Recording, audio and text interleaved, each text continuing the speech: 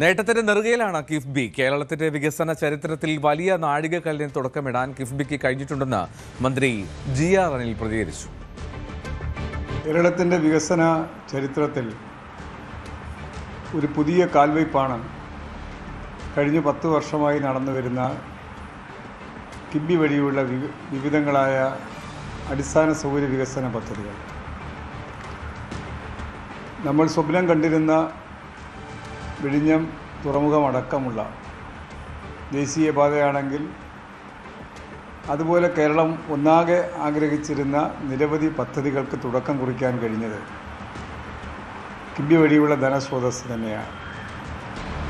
ബഡ്ജറ്റിലൂടെ ഓരോ നിയോജക മണ്ഡലങ്ങളിലും പൊതുവായിട്ടും ജില്ലയിലെ പ്രധാന പദ്ധതികളും ഏറ്റെടുക്കാറുണ്ടെങ്കിലും അതിൻ്റെ എല്ലാം തന്നെ സാമ്പത്തിക പരിമിതി കണക്കിലെടുത്തുകൊണ്ട് നിരവധി വർഷങ്ങൾ നീണ്ടുപോയാലും ഉദ്ഘാടനം ചെയ്യാൻ കഴിയാത്ത സ്ഥിതിയാണ് കണ്ടുവന്നിരുന്നത്. എന്നാൽ ഒരു ഗവൺമെൻറ്റിൻ്റെ കാലയളവിൽ ആരംഭിക്കാനും 5 വർഷത്തിനകത്ത് ആ ഗവൺമെൻറ്റിൻ്റെ കാലയളവിനുള്ളിൽ തന്നെ പൂർത്തീകരിച്ച് ജനങ്ങൾക്ക് സമർപ്പിക്കാൻ കഴിയുന്ന തരത്തിലേക്ക് അതിവേഗത്തിൽ നിരവധി പദ്ധതികൾക്ക് നമുക്ക് തുടക്കം കുറിക്കാനും പൂർത്തീകരിക്കാനും കഴിഞ്ഞിട്ടുണ്ട്. എൻ്റെ നിയോജക മണ്ഡലത്തിൽ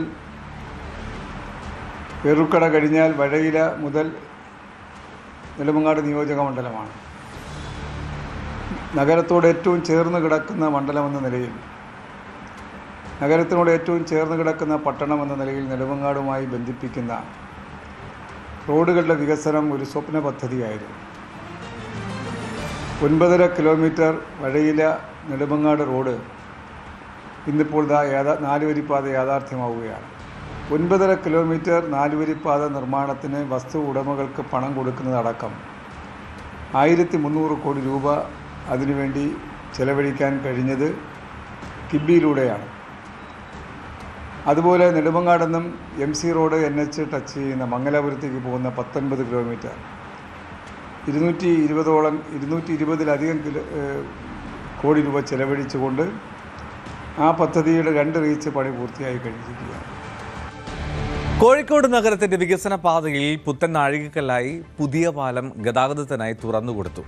8 പതിറ്റാണ്ട് കാത്തിരിപ്പിനൊടുവിലാണ് നഗരത്തിലെ മർമ്മപ്രധാന മേഖലകളെ ബന്ധിപ്പിക്കുന്ന പാലം എന്ന സ്വപ്നം യാഥാർത്ഥ്യമായത്. 60 കോടി രൂപ മുതൽ മുടക്കി കിഫ്ബിയിലൂടെയാണ് ഈ പദ്ധതി യാഥാർത്ഥ്യമായത്. കോഴിക്കോട് നഗരത്തെ മെഡിക്കൽ കോളേജ് ബൈപ്പാസ് റോഡുകളുമായി ബന്ധപ്പെടുത്തുന്ന പാലം 8 പതിറ്റാണ്ടായി നഗരവാസികളുടെ സ്വപ്നമായിരുന്നു. 1947-ൽ കനോലി കനാലിന്റെ ഇരുകരകളെയും ബന്ധിപ്പിക്കുന്ന നടപ്പാലമായിരുന്നു ആദ്യമുണ്ടായിരുന്നത്. ചവിട്ടുപടി കയറി വേണം പാലത്തിലെത്താൻ. സൈക്കിളല്ലാതെ മറ്റു വാഹനങ്ങളില്ലാത്ത കാലത്ത് ചെറുപാലം തന്നെ ധാരാളം. നഗരം വളർന്നതോടെ ചവിട്ടുപടി റാമ്പായി മാറി. ഓട്ടോറിക്ഷകളടക്കം കയറുന്നത് ഒഴിവാക്കാൻ വീതി കുറച്ച് നിർമ്മിച്ച പാലത്തിന് പുതിയ പാലമെന്ന് പേരുമിട്ടു. ചെറിയ കോൺക്രീറ്റ് പാലത്തിലൂടെ ഇരുചക്ര വാഹനങ്ങൾ നിറഞ്ഞു കവിഞ്ഞൊഴുകി. പാലം പഴകിയപ്പോൾ പുതിയ പാലമെന്ന പേര് മാത്രം ബാക്കിയായി. വാഹനപ്പെരുക്കം കൊണ്ട് പ്രദേശം വീർപ്പുമുട്ടി. 2010 മുതൽ വലിയ പാലത്തിനുള്ള മുറവിളി തുടങ്ങി. വർഷങ്ങൾ നീണ്ട കാത്തിരിപ്പിനൊടുവിൽ 2023 ജൂലൈയിൽ മന്ത്രി PA മുഹമ്മദ് റിയാസ് പാലത്തിന് തറക്കല്ലിട്ടു. മാസങ്ങൾക്കിപ്പുറം കിഫ്ബിയിലൂടെ പുതിയ പാലം യാഥാർത്ഥ്യമായി.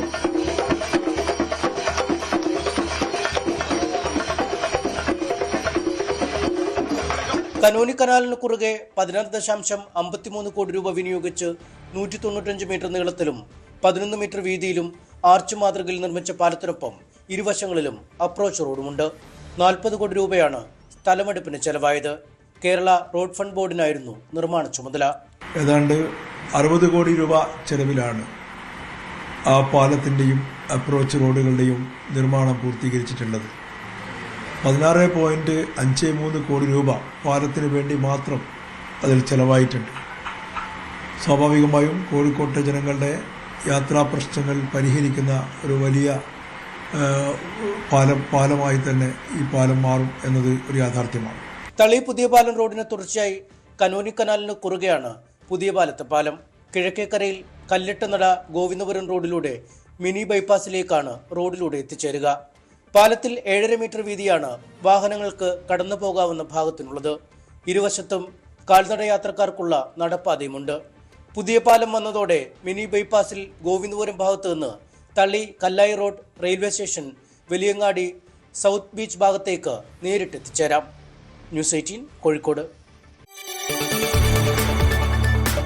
കൂടുതൽ വാർത്തകൾക്ക് news 18 Keralam YouTube channel subscribe ചെയ്യുക.